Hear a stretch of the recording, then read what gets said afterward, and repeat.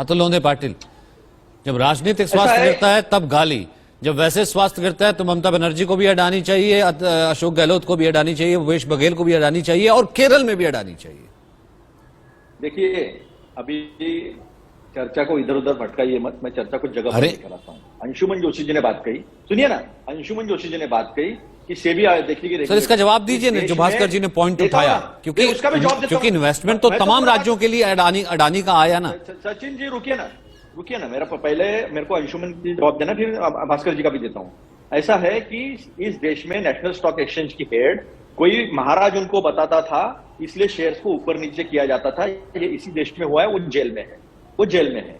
इस देश की एक चंदा कोचर नाम की महिला है जो आईसीआईसीआई की चेयरमैन थी, उन्होंने क्या किया ये भी इसी ही पर सामने है। तो सेबी से कौन सवाल पूछेगा? सेबी से या तो सुप्रीम कोर्ट के जो सिटिंग चीफ जस्टिस है उनकी जो कमेटी बनेगी वो पूछ सकते हैं, या जेपीसी पूछ सकती है। ये चीन के चैंग चूली के साथ इनका क्या संबंध है? कोई बोलेगा? बोलने की हिम्मत नहीं है किसी की। सारे के सारे विश्लेषक गोदी विश्लेषक बन गए, एक गोदी मीडिया और अभी एक गोदी विश्लेषक, क्योंकि इनको देश से कोई लेना देना नहीं है। इनकी जो निष्ठाएं हैं वो देश के साथ नहीं है, इनकी निष्ठाएं अदानी और मोदी जी के साथ है, जो माइक्रो की सरकार लेके बैठे। मेरा सीधा सीधा आरोप है।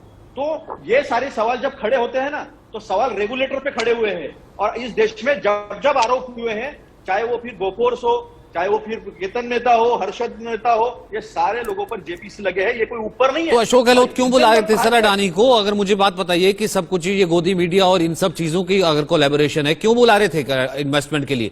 क्यों उन्होंने हाथ खड़ा किया कि यहां पर आइए?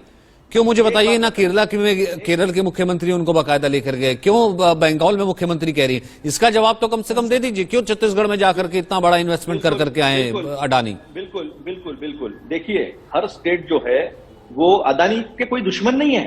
अगर किसी स्टेट में इन्वेस्टमेंट होता है तो उससे किसी को परहेज रखने की जरूरत नहीं है। लेकिन कोई अगर फ्रॉड करे और फ्रॉड के पीछे ये कहे कि मैंने यहां पर इन्वेस्टमेंट किया है, तो आम आदमी के और इस देश के टैक्स पेयर्स का हित, आम आदमी का हित जो एसबीआई एलआईसी से जुड़े हुए हैं उनसे है। क्योंकि इनको बुलाया तो है, ये कर रहे थे, लेकिन अब आरोप हुआ है तो ये सारा का सारा नीचे आ सकता है। इन्होंने निकोला पे किया था, हिंडनबर्ग ने एसआर पर किया था, ईओस पर किया था।